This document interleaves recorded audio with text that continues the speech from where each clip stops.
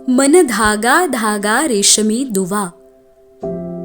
लेखिका मेघना माने यादव. अभिवाचन मनाली तुंगे झाडे. भाग 68.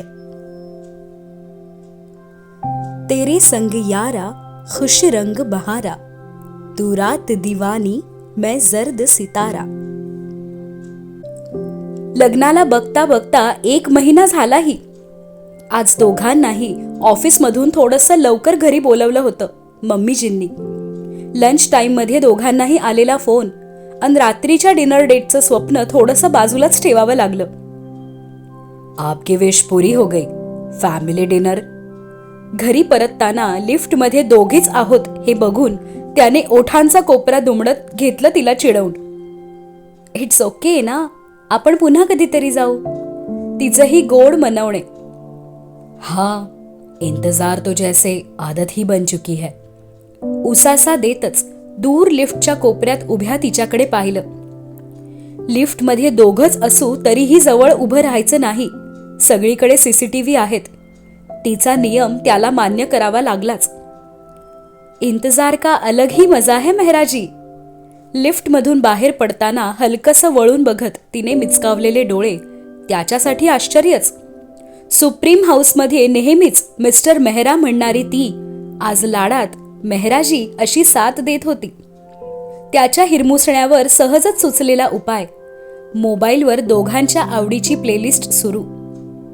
एक ब्लूटूथ सोपवलं त्याच्याकडे आणि गाण्यांसोबत जाग्या झाल्या 3 महिन्यातील आठवणी. ही प्लेलिस्ट बनवायची हे ठरवलं तो दिवस आणि आजचा दिवस.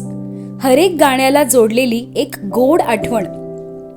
गाण्यागणिक तिच्या चेहऱ्यावर बदलणारे भाव. काही अति रोमॅन्टिक गाणी स्किप करावी म्हणून तिची सरसावलेली बोटं आणि त्याच्या बोटांची हलकीशी चापड. नो जान, सुनने दीजिए. रुमानी पल एंजॉय करने का नया तरीका. दूर दूर बैठकर भी पास होने का एहसास. डोळ्यांनीच दटावणं. हे गाणं ऐकायचं आहे मला. राजीव, हे गाणं उगाचच घेतलं मी. माझ्या आवडीचं आहे, पण असं आता इथे नको. नजर चोरतच खिडकी बाहेर पाहणं. मध्येच डोळे गच्च मिटणं. ओठ घट्ट करतच गाणं संपण्याची वाट पाहणं. सारच सुखावणारं त्याच्यासाठी. जान, बहकने लगे हो आप. बढिया है. आपल्या हातातील मोबाईलमध्येच बघत हसत होता मिश्किल. जुग जुग जियो, साथ साथ ऐसे ही खुश रहो. जोडीने मम्मीजी पापाजींच्या पाया पडणारे मेघा राजीव आणि मम्मीजींच्या डोळ्याच्या कडा हलक्याशा पाणावल्या आनंदाने. लग्न महिनापूर्तीचा सोहळा असावा असं काही मनात नव्हतं दोघांच्या. पण मम्मीजींनी प्लॅन केलेला डिनर, घरीच छोटंसं गेट टुगेदर. शनिवारी जिया आर्याला भेटायला जाऊ असं म्हणणारे आई बाबा आजच मेहरा विलावर पोहोचले आणि त्यांना पाहून दोनही चिमण्यांना आनंदी आनंद गडे. प्रकाश सर, निशा मॅमही आलेच होते आशीर्वाद देण्यास. चिमण्यांनी ठरवलेला आणि चौघांनी एकत्रच कापलेला केक. Family photo सेशनही. फक्त दोघांचाच फोटो हवा आजच्या खास दिवशी असा मम्मीजींचा हट्ट. आणि मग सोफ्यावर सोबत बसूनच फोटो काढूया, राजीव साहेबांचं सजेशन. बैठिये. त्याचं अतीव आनंदात दिलेलं आमंत्रण. सोफ्यावर सर्वांसमोर सोबत बसताना घुटमळली किंचितची, पण मम्मीजींची आज्ञा मानावी लागलीच. चलो जल्दी से, खाना ठंडा हो रहा है. लाडक्या जानच्या खांद्यावर विसावलेला हात. थोडीशी बावरली, मग सावरली. चिमण्या काय विचार करतील एक क्षण मनात आले, पण दोघींनी आनंदाने वाजवलेल्या टाळ्या. मम्मा डॅडच्या या गोड फोटोला दोघींची मान्यता. आणि पापाजी आजोंच्या मोबाईलमध्ये बंदिस्त झाले हे गोड क्षण. रोकाला कसे दूर दूर बसलेले ना, आता कसं छान वाटतंय असे सोबत. आईंची हळूच कुजबुज मम्मीजींच्या कानात. हाँ हाँ, सब बढ़िया है. रात में देर तक जागना, बालकनी में गप्पे, साथ साथ बहुत खुश है दोनों. डोळे मिचकावत मम्मीजींनी माहिती पुरवलीच. मान हलकीशी तिरपी करत तिला न्याहाळताना मनात एकच गाणं येत होतं. नुकतंच तर ऐकलेलं, तिच्याच सोबत. ओ करम खुदाया है तुझे मुझसे मिलाया है, तुझ पे मर के ही तो मुझे जीना आया है. ओ तेरे संग यारा खुश रंग बहारा, तू रात दीवानी मैं जर्द सितारा. अहो झाला फोटो. मोठे सर्वजण फोटो काढून बोलण्यात मग्न आहेत, तरीही याचा हात तिच्या खांद्यावर कायम. अच्छा तो क्या? सर्व कळूनही न कळल्याचा भाव. तिने नजरेने सुचवलेलं हात दूर करा. तर हे. हळूच त्याच्या हट्टी हाताला चिमटा काढला आणि पळाली तिथून दूर. तितली, आपकी बदमाशी का जवाब देंगे हम रात को. हात सोडत तिच्याकडे रोखून पाहतच गालात हसत होता. Mehraji, I remember, you deserve मोर. सकाळचं वाक्य आठवून तीही हसत होतीच, डायनिंगवर जेवणाची ताटे मांडत. अलार्म लावतच होती की खणखणलेला मोबाईल. प्रिया कॉलिंग. दिवसभर सगळ्यांच्या शुभेच्छांचे फोन येऊन गेले. हीच राहिलेली. आणि आता नेमकं झोपायच्या वेळी प्रिया मॅडम जाग्या झालेल्या. 1 मिनिट थांब ग. प्रियाला बोलण्यापासून अडवतच बेडवरून उतरली खाली आणि वॉशरूम मधून नुकताच बाहेर आलेला तोही गोंधळात. आता रात्री 11:15 कुणाचा फोन? इट्स प्रिया. वळून त्याच्याकडे पाहत दबक्या आवाजातच सांगितलं आणि गाठली बाल्कनीतली बैठक. प्रियाचा आवाज एकतर मोठा आणि कधीही काहीही बोलायची सवय. राजीवने ऐकलं ना तर माझं काही खरं नाही. हा बोल. लोड पायावर घेत बसली निवांत. मी डिस्टर्ब केलं का ग? वेडिंग नाईट रिक्रिएट करत होतात का? हळूच प्रश्न विचारत प्रियाचं खिदळणं. गप ग, काही काय बोलते. राजीव काम करत बसलेत. काचेतून आत पाहिलं तर त्याच्या हाती आयपॅड दिसत होतच. मी सहज बोलले आणि हे खरंच काम करत आहेत. आता बायकोची वाट बघत नुसतं रिकामं कसं बसणार मेहराजी? अरे हे ऑफिसचं काम सोडा, थोडं त्या दुसऱ्या महत्वाच्या कामाकडे पण लक्ष द्या. प्रिया आणि प्रियाच्या सूचना. बरं. हिने नकारार्थी मान हलवत उसासा टाकलाच. प्रियाचं काहीही होऊ शकत नाही. ए मेघे, हनीमूनचं काही ठरवलं की नाही? लवकर प्लॅन करा, नाहीतर लग्नाला वर्ष होऊन जायचं. प्रियाचा डायरेक्ट सल्ला. अन मेघा एकदम गप्प. बोलू की नको या गोंधळात. प्रियाला सांगणं म्हणजे छळण्याला आमंत्रण. पण दुसरं कुणाला सांगणार? जवळची एकच तर मैत्रीण. जाऊ लवकरच. मोघम उत्तर दिलं. कुठे कधी एवढ्यात नकोच सांगायला. सही, राजीवनेच ठरवलं असेल हो ना? प्रियाचं अति खुश होणं, जसं काय ही आणि प्रदीपच निघालेत फिरायला. ए, तुमची खरी वेडिंग नाईट तिकडेच होणार ना? दबक्या आवाजातच प्रियाचं विचारणं आणि हिच्या काळजात धस्स झालंच. कधी काय विचारेल याचा नेमच नाही. प्रिया, पुरे हा, मी काहीही सांगणार नाहीये. हिचं वेडिंग नाईट शब्दावर गोड लाजणं तो मात्र आतून पाहत होताच. ए काय यार, मी नाही का सगळं सांगितलं? अगदी आम्ही कसे भेटलो, ते लग्न आणि आमचं हनीमून सुद्धा आणि आमची फर्स्ट नाईट. ए बाई, गप गप. तिथे प्रदीपजी असतील. तू ना काहीही बोलू नको. मेघाने प्रियाच्या रंगीबेरंगी वर्णनाला लगाम लावला. अगं मेघे, ऐक तर, मस्त तयारी कर हा.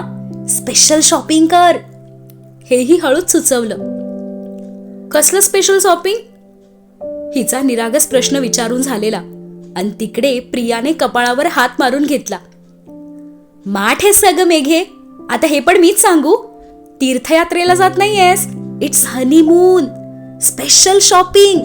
कळतंय का काही? अजून किती सविस्तर सांगायचे? हा प्रश्न प्रिया समोर. आणि हिच्या डोक्यात लख्ख प्रकाश पडला. प्रिया काय सुचवू पाहतेय हे समजलं. चुप, आमचं वय आहे का हे असलं काही स्पेशल शॉपिंग करायचं? प्रियाचे विचार तिथल्या तिथे खोडून काढले. ए बावळट, हेच तर वय आहे, नाहीतर काय म्हातारपणी असे कपडे वापरणार आहेस का? And let me tell you darling, husband's बोलत नाहीत स्पष्ट, पण त्यांना आवडतं हे सगळं. गुपित सांगितल्याप्रमाणे स्वानुभव शेअर केलाच. ते जाऊ दे, चल मी ठेवते, उशीर झालाय. पुढे काय बोलावं काहीच समजत नव्हतं. हो हो, जा जा, वेडिंग नाईटची प्रॅक्टिस करा.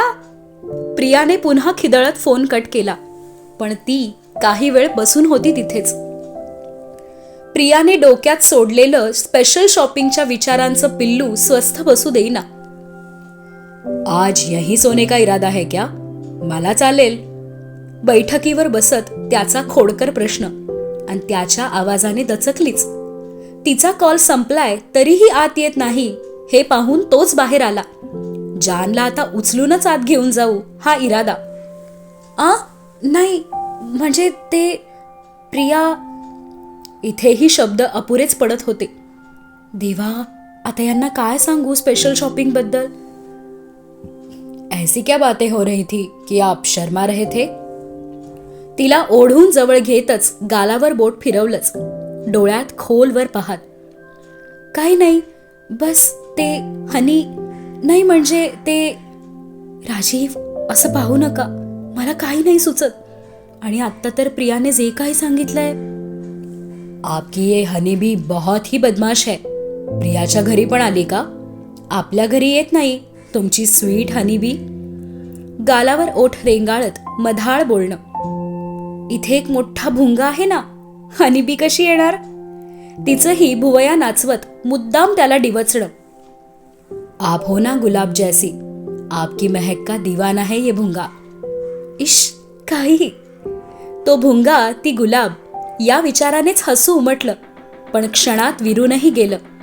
भुंग्यांची मधाळ गुणगुण कानात आणि त्याच्या गोड स्पर्शाचं रोमांच देहाच्या कणाकणात.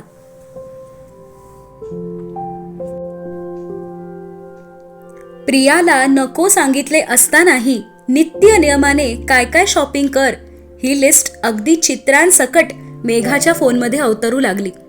काही फोटो तर जिथल्या तिथे मेघाने रिजेक्ट करत डिलीट करून टाकले. या प्रियाला नक्की काय वाटतंय? मी काय 25 वर्षांची आहे का? हे असे ड्रेसेस, आणि वरून विशेष टिप्पणीही, रूम मध्ये अहोंसाठीच तर घालायचे आहेत, लाजते काय? हे असे कपडे यांच्यासमोर शक्यच नाही. असंही हा बांधा काही फारसा कमनीय नाही.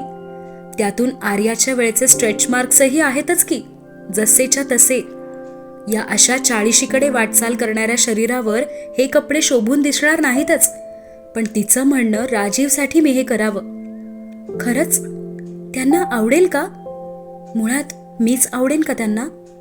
म्हणजे हा थोडासा स्थूल आणि तितकासा आकर्षक नसलेला बांधा, ते किती फिट आहेत, आणि मीही अशी. शॉपिंग राहिली दूर, इथे बलत्याच विचारांचं वादळ मनात. क्या सोच रही है? लॅपटॉपवर नजर खेळवून बसलेल्या तिच्या डोळ्यांसमोर टिचकी वाजली. तो स्टडीत बसला आहे या विचारात हिनेही काम संपवायचं ठरवलेलं. तो रूममध्ये आला तरीही ती आपल्याच विचारात मग्न. बस काही नाही, असंच उद्या सकाळच्या मीटिंगची तयारी. सुट्टी आहे, पण हे डिस्कशन महत्वाचं आहे. स्क्रीनवरील प्रेझेंटेशन दाखवतच तिचं मनात हुश्श करणं. आपण नक्की काय विचार करत होतो हे यांना कळायला नकोच. येस, काम तो खत्म करना ही है. रिसॉर्ट में नेटवर्क इश्यू होगा. गालातच हसत बसला जवळ. और वहां रुमाली मौसम में किसको काम करना है? अहो, पण दिवसातून एकदा तरी मला जियारियाशी बोलायचंय हो, नाहीतर जीव राहायचा नाही. दोघींना असं पहिल्यांदाच सोडून जात आहोत ना. हिची कळकळीची विनंती. हाँ जान, विल कॉल, डोंट वरी. मैंने ऐसे ही कहा, नेटवर्क है वहाँ, बस आप ये लैपटॉप यहीं छोड़ दीजिए. या क्षणीही तिच्या हातातून लॅपटॉप काढून घेतलाच. तुम्ही पण तुमचा लॅपटॉप इथेच ठेवणार आहात? खरंच? लाडातच विचारलं. हाँ ऑफकोर्स, वहाँ लॅपटॉप का क्या काम? खांदे उडवले त्याने. हो बरोबर, अर्ध काम तर मोबाईल आणि आयपॅड वरून होतच ना, लॅपटॉपची गरजच नाही. निसर्ग रिसॉर्टला जातानाही आयपॅड आवर्जून सोबत घेतलेला, तसेच यावेळीही. तिला ठाऊक होतेच, आणि त्याचे डोळे बारीक करतच दबकं हसू. इन केस ऑफ इमर्जन्सी, मतलब we need some device with us. त्याचं सहजच समजावणं. घ्याच आयपॅड सोबत, म्हणजे बिझी राहाल थोडेसे. तिने लाडातच गाल ओढले त्याचे. ओ, ये प्लॅन है. आणि अहो, तुम्ही म्हणालात ते बेट आहे. विलामध्ये आपण दोघेच, मग जेवण कोण बनवणार? तिचे प्रश्न अजूनही संपलेले नाहीत हे पाहून हसू बाहेर पडलंच त्याच्या ओठातून. अरे, असे काय? जेन्युइन प्रश्न विचारला मी. तुम्हीच बनवा. वहा किचन तो है ही. आपण सगळं कुकिंगचं सामान त्यांना आणून द्यायला सांगू. And you can enjoy cooking. हसतच पुन्हा तिची थट्टा करण्याची इच्छा. हे काय, तिथेही मीच स्वयंपाक करायचा? नाही हा, आय नीड रेस्ट. नाक उडवत मी नाही बनवणार सांगून झालं. ओ, यू नीड रेस्ट? वाय? त्याच्या घोगऱ्या होणाऱ्या आवाजासोबत ती सावध झाली. इथे नाही अडवलं की पुढे काहीच बोलता येत नाही. बाहुबली रोमॅन्टिक होतात आणि तितलीचे विचार सुन्न होतात. विषय बदलू नका. तिथे जेवण तुम्ही बनवायचं. तिनेही ठसक्यातच सांगितलं. दूर सरकतच. मैं क्या बनाऊंगा? मुझे सिर्फ चाय बनानी आती है. तिच्या सुचवण्यावर हसत होता पुन्हा. आहे की अजून एक आठवडा. यूट्यूबवर बघून शिकून घ्या. तिनेही मार्ग सुचवला. यूट्यूब? कुकिंग? तिच्या चेहऱ्यावरचे सिरियस भाव पाहून खरंच कुकिंग शिकावं लागणार आहे हे जाणवलं. जान, हम दोनों मिलके बनाएंगे ना. मैं आपको असिस्ट करूंगा. जवळ घेत त्याचंही लाडीगोडी लावणं. बरं, ठीक आहे. त्याच्या मिठीत पाघळणं साहजिकच. अहो, मुलींना सांगायचं आहे. कधी बोलायचं? पुढच्या शनिवारी निघायचं आहे तर. तिचं काळजी व्यक्त करणं. उद्या बोलूया. सॅटरडे आहे, हाफ डे स्कूल. आपणही घरी. दुपारी सांगूया. तोही थोडासा काळजीत. मुलींना सांगणं थोडंसं ट्रिकी असणार होतं. काय सांगणार? विचारलं हळूच. और क्या, छोटासा झूठ.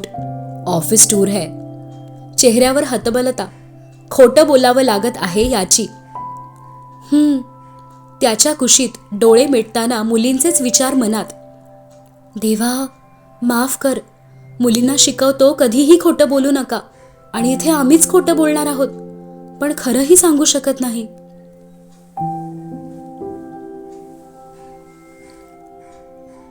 I should gift her something special. But क्या? वाइफ ना आवडतात surprise gifts, specially on honeymoon. ऐसा कुछ गौरव ने कहा.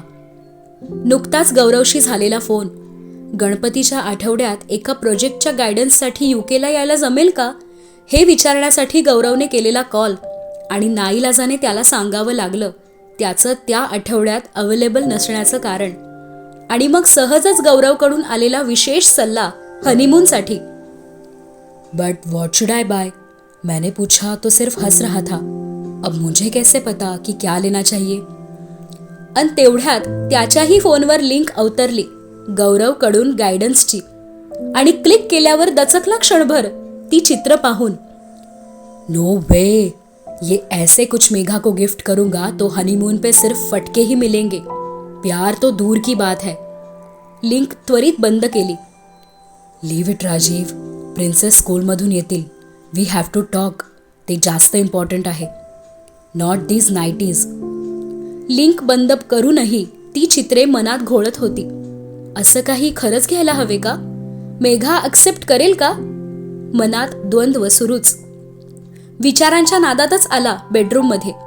आणि ती नुकताच कॉल संपवून इस्त्री करून आलेल्या साड्या कपाटात रचत होती. त्याला आलेला पाहून हलकसं हसली.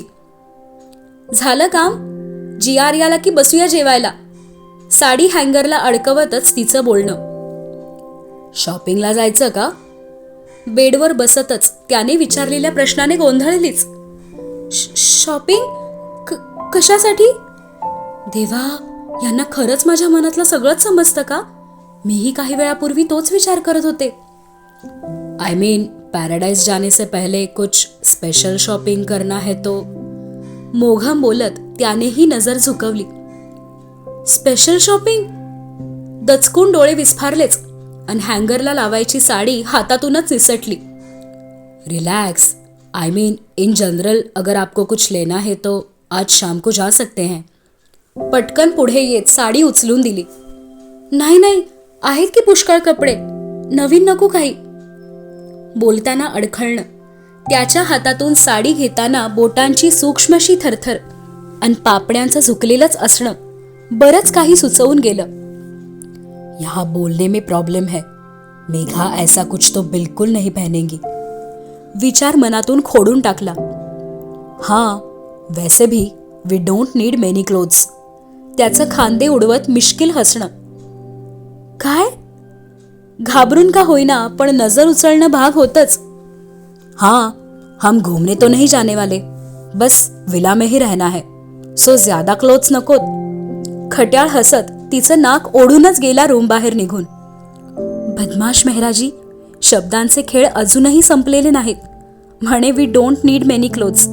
कळतात आम्हाला दडलेले अर्थ तुमच्या मधाळ बोलण्यातले. ती तशीच उभी, साडी हातात घेऊन.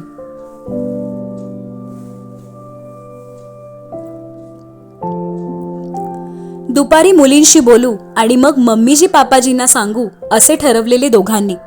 जेवणे आवरून जिया आर्याच्या रूममध्येच बसलेले, सोबत आईस्क्रीमचे बाउल्सही. ही थोडीशी अवघड न्यूज मुलींना देताना आईस्क्रीमची गोड मदत आवश्यक होती. Sweetu, Ayu, we want to tell you something. प्रिन्सेसकडे पाहतच त्याने बोलायला सुरुवात केली. मेघाही बसलेली जियाजवळ आणि तो आर्याजवळ. डॅड, आधी आम्हाला काहीतरी सांगायचंय आणि ते खूप इम्पॉर्टंट आहे.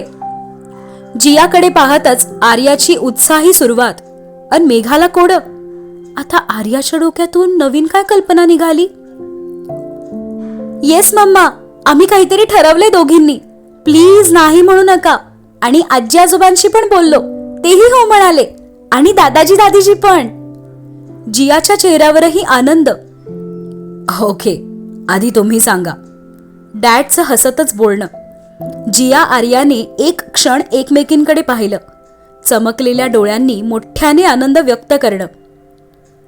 आपण यावर्षी गणपती बसवणार आहोत, इथे आपल्या घरी. जियाचा आनंदी स्वर. हो डॅड, आणि आजी आजोबा पण आपल्याकडेच येणार आहेत राहायला. आम्ही सगळ्यांनी मिळून ठरवलं, काल संध्याकाळी तुम्हाला सरप्राईज. डॅडला मिठी देतच आर्याचं हसू. मम्मा, कसं वाटलं आमचं सरप्राईज? जिया ही मेघाच्या कुशीत शिरून विचारत होती. आणि ते दोघे, मम्मा आणि डॅड, पाहत होते एकमेकांकडे.